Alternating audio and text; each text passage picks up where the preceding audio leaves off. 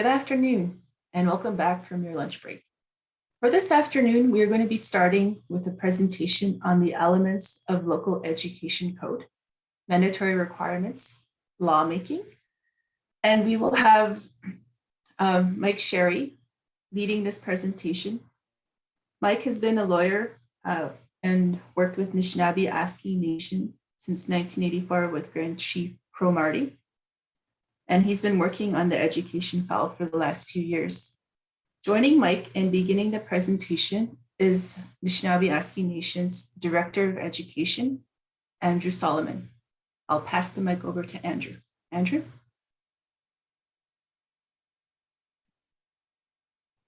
Hi, good afternoon, everyone.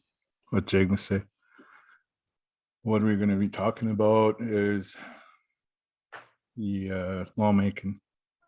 Lawmaking is not new to us. It's been around. We've been doing this for time immemorial. So, but recently, for 200 years, Canada has been leading the process on lawmaking and asking us to follow suit. But I think we have our own ways of doing it. Under this final agreement, it talks about participating First Nations, you, the community, that have to do the lawmaking, and what is required and what they want to see in this your own lawmaking. It's what type of structure you're going to put in. We've been doing we have our own structures. If you sit in the child welfare, Dickenhagen, Kuno, or even Pegatano, there's structures there we follow. Even in the tribal councils, they have structures. Procedures is the other one. Procedures that how you are gonna show your lawmaking abilities and show to the public. The other one is check and balance, the accountability, ensuring that you're doing the whole work, education and doing justice to the organization. That's the other one. Doing justice to the citizens that you serve and for education file. The other one is transparency, ensuring that the funding is going directly to education program services. And if you have a political body, that too has to be transparent.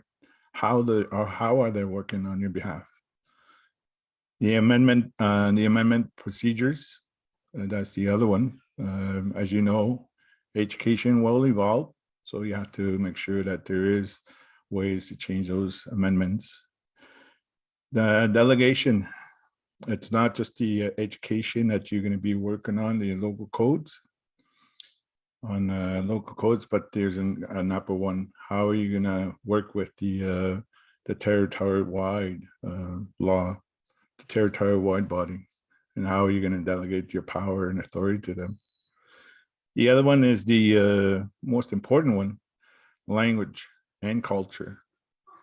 To me, when you look at language and culture, I just looked at Franco schools. It's in French. Everything is in French. So why don't we do that with our own laws? Why don't we in our own language? You could do that.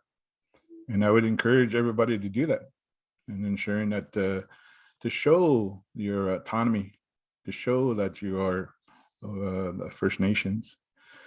The other one that we always get into is the appeals. How's that going to look like for our citizens that don't agree? Making sure there's an appeal process in it. And the other one is like the rules between the difference between the local code and the territory-wide laws under the territorial body. That's going to be discussed by Derek this afternoon. What I'm going to do is ask Mike to go more in depth of the requirements that you are going to be asked to develop. We're not going to do this. We're here to help you. Bring in the experts. You're going to tell us what you want to see in your own local education codes. could be anything that you see. All the spec ad is one of them that I heard, and I think that's most really critical. One that is. I saw the comments that if it's a life learning process, that spec ed should be going all the way to the adulthood for that individual, those students. But anyways, those are my quick comments. Greetings to all and have a great afternoon. Mike? Thanks very much, Andrew. And thanks to the Deputy Grand Chief, Jocelyn, all the chiefs and others who are present. Thanks for your time. So I have a PowerPoint here on local education codes. So I'm assuming that's on screen. So, okay, so I'll just start with the first page. And okay, so local education codes, or LECs, yet another acronym, that's great, are provided for in Chapter 6 of the approved agreement in principle, which was, I think was 2018. Also the same Chapter 6 of the current draft of the Participating First Nations Education Jurisdiction Agreement, or EA. Now, the education agreement, which has been emphasized, is still in development and is subject to discussion with First Nations and their ultimate decision to ratify or not at each First Nation level. So the ratification stage is probably at least 2 years away, but that's, to be seen. Next slide. So technically, a local education code is a First Nation law. However, Sorry, it is. Mike? Yep. Your PowerPoint is not on the screen. Oh, it's on now. Okay. Yeah. Okay, sorry. Thanks, Jocelyn. So I just did the first slide. I'm on to the second slide. So the next one, please.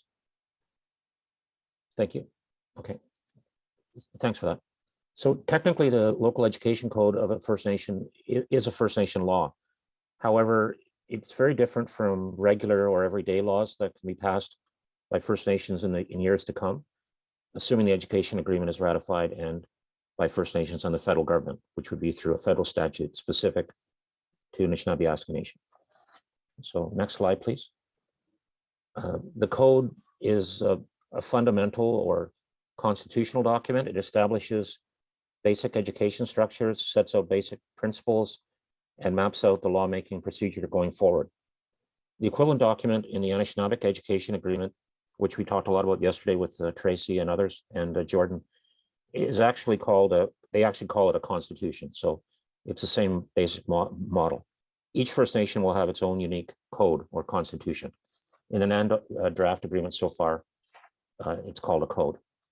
So next slide, please.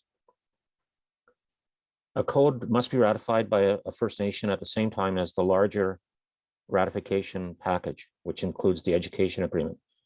So there will have to be a lot of advanced work done at the local First Nation level to prepare the code so it's ready to go as part of the ratification process. That could take quite a long time. This means ratification means a community vote or a referendum. Because the code is constitutional in nature and is voted on as part of the final ratification process, the amendment procedure for the code should include special protections and procedures. For example, a vote. It should not be possible to amend the code in the same way as an ordinary law. But at the same time, I think as Andrew touched on, it should not be impossible to amend the code because this package is meant to be in place for a long time and things change. So amendments to the code will be possible, but just there would be certain kinds of procedures that would have to be followed because of the importance of the code or the Constitution. Next slide, please. As I'm going to detail in a few minutes, code must address certain required elements. However, each First Nation has a broad discretion or freedom to deal with such elements as it thinks best. In addition, a First Nation may choose to address important matters above and beyond the required elements list. First Nations are encouraged to exploit this freedom to develop unique codes that reflect local traditions and values. For example, land-based learning, the role of elders, and elements like that. Templates will be made available for interested First Nations, but it is hoped, and certainly the objective is that the codes will be unique for each First Nation and will not be restricted by Canadian precedents. So we're definitely trying to avoid a cookie cutter situation where all the codes look the same. There's basically quite a lot of freedom here to develop First Nation codes as each First Nation thinks best, as long as at least the required elements are dealt with. Next slide, please. The process to develop a code is up to each First Nation and is subject to overall management by the chief and council. A community might want to secure special roles for elders, women, youth, teenage teachers, education officials, and others. The process should be open to all members. All of this is up to the communities. In the technical discussions around the draft agreement draft education agreement, the federal government has indicated no interest whatsoever in getting involved in this particular function. So it's really up to the individual First Nations to develop these codes. The codes, sorry, next slide. The codes must be consistent with the education agreement. The fundamental premise of the agreement is that First Nations have primary jurisdiction over local education. This jurisdiction flows from the inherent right to self-government, which is confirmed by Section 35 of the Canadian Constitution Act, 1982. As is well known, this whole package does not get involved with treaty rights. The excellent education clauses in Treaties 5 and 9 are not on the table. This all flows from, this is basically a governance model. It all flows from the inherent right.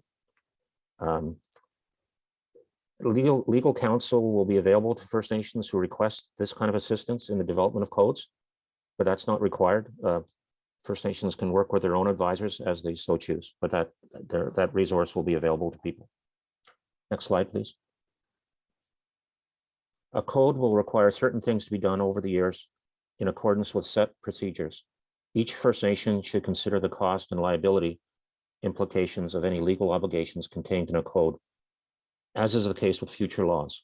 Considering cost and liability is very important, because if the code and later laws contain obligations for the First Nations, that's a legal liability, and it has to be, and there may be cost implications. So that's an important point that I believe Matthew made yesterday. So that's definitely an important point to consider going forward: liability and cost implications. There will be a comprehensive fiscal package with the federal government, which will be part of the overall ratification process. But that package may not cover, everything that First Nations want to do in future laws. It may or may not. Next slide, please. So this next slide. This basically is the second part of the presentation. So this is the required elements. So the draft education agreement is just that. It's a draft. It's still being developed and is subject to community consideration and possible ratification. And of course, the engagement process over the last couple of years has not been what was planned because of COVID, but hopefully things are getting better on that front. So the education agreement is a work in progress. However, it is certain, it certainly appears to me that it is certain that there will be some form of a list of required elements for a code. It may not be the same list that we have right now in draft form, but I'm pretty sure there will be a list of required elements. So it's definitely as part of today's discussion and later discussions, hopefully we can share ideas about what should be in the list and what should be deleted in the current draft list, perhaps. So the next slide, the next two slides actually list out, is the list drawn directly from the draft education agreement, section 6, and it lists the various so-called required elements. This is, so I'm not going to read every single subparagraph because it's all there and my on screen, and my understanding is that all these presentations are being shared, but just to give a flavor of it, I was going to highlight a couple of subparagraphs. A is the establishment and operation of education institutions and structures. C is providing for making, amending, publishing, and access to First Nation local, the code and education laws. That's a particularly important one. They're all important, but that's the lawmaking procedure for future laws.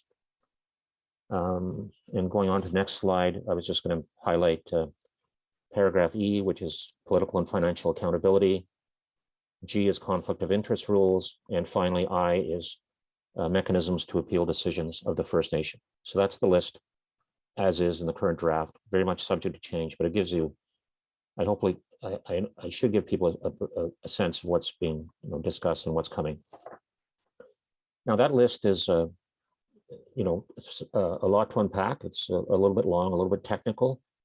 However, it pulling away a little bit, it's important to note that all of the listed topics are described in very general terms. Sorry, I've just gone on to the next slide. Thank you. Yeah, all the topics there are, at first glance, you might look at it and think it's somewhat daunting, and there is a lot of work involved. But at the same time, all the topics are described in very general terms. So while all the elements of the list have to be addressed in the code, a First Nation is very much in the driver's seat in terms of precise content. So just for example, there has to be an appeal process, but that process can be designed by the First Nation, hopefully taking into account First Nation law and First Nation values, and not sort of just a mirror of what we have from Canadian precedents. Next slide, please.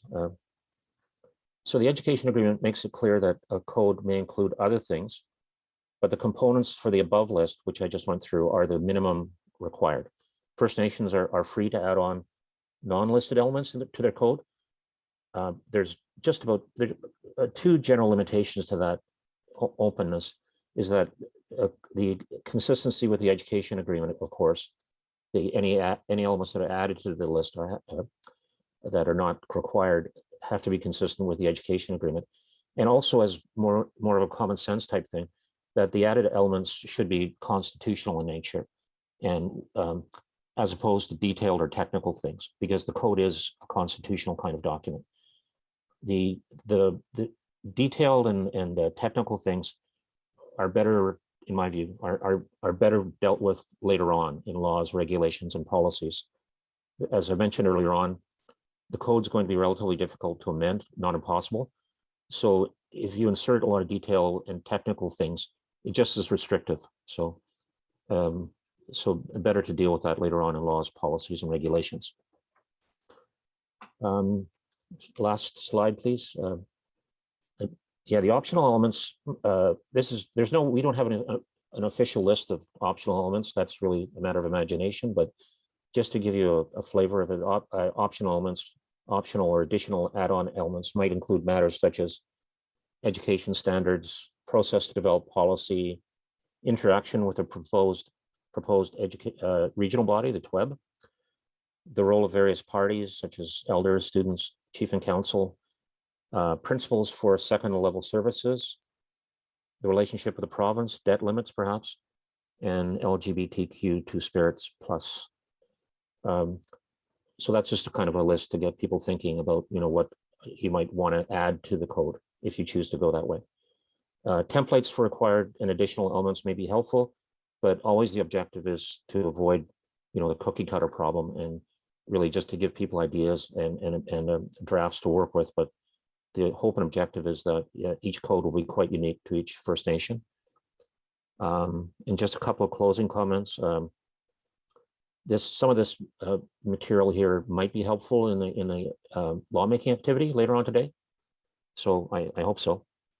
And Andrew might have some wrap-up comments. And finally, if there's time, I'm available for questions or comments. Thanks very much. Thank you, Mike. What I just wanted to remind folks here on the line is that our negotiation process is with the CERNA, which is the Crown, Indigenous Relations, and Northern Affairs Canada. That's where our negotiations is with, is that department. I'm really happy that the Deputy Grand Chief Narcisse has another separate table, which to do with the Indigenous Service Canada. I do believe that's where the pressing issues or the outstanding issues could go. At the same time, as we do this, we could put all those what you see of struggles into lawmaking, because I do see the both sides of as you know, the Indigenous Service Canada does the provide funding for infrastructure, and for us, it's the CERNA side is the Crown relations to the First Nations, which is all these agreements that That's the reason why we signed with CERNA at the time, is to ensure that it's a nation-to-nation work that we're doing. And at the same time, with the work that the Devon grantees is embarking with the Indigenous Service Canada, now we could really get into the outstanding issues. And I'm hoping that with your help going forward. But also, I just wanted to remind everybody that the our negotiations to date is all the mechanisms that we already finished with. The real work begins now. The real work is working with each other. As Matthew Andrews says yesterday, that's the biggest challenge, is working together and ensuring that we're successful. That's the only way that we can do this. And what Mike also says here, Mike Sherry, talking about, it's going to be unique. This is your time to tell Canada, to tell everybody your law on education, and to share those laws with everybody. And that's what I really like about this process, is that at the end of the day, if you don't ratify or don't believe in this process, at least you have law on your with you. At the end of the day, you develop a law, and that's funded. We'll help you with the bring the expertise. We'll help you write up the laws for you. We'll help you legally with our lawyers. We'll provide all of that. So I'm hoping that going forward, that everybody here is willing to work with us and will roll up their sleeves and begin the real work at the community level, having these communications go back and forth with ourselves internally, the communities in NAN, and trying to ensure that we finish these laws. Like I said, we've been doing these.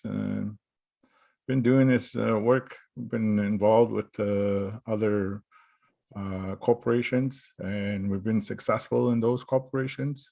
I've seen what they have done.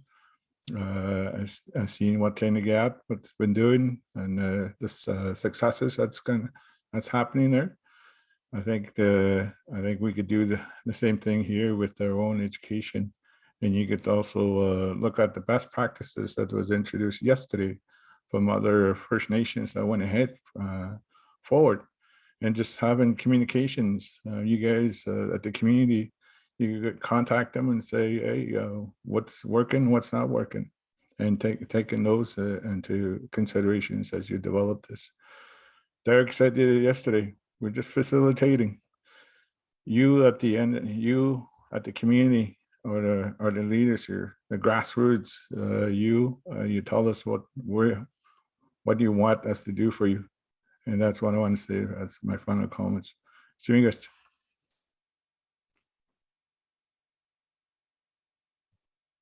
Thank you, Andrew. Thank you, Mike, for that presentation. I believe there aren't any questions for this session. We'll probably get a few once we start the activity and additional presentations this afternoon. So with that, I'm going to close this session. The play to win code word for this session is first. Please write that down and enter that on the break. We will be back at 1:35 with Derek Chum and a territory-wide education body and local education presentation. Miigwech, we'll see you soon.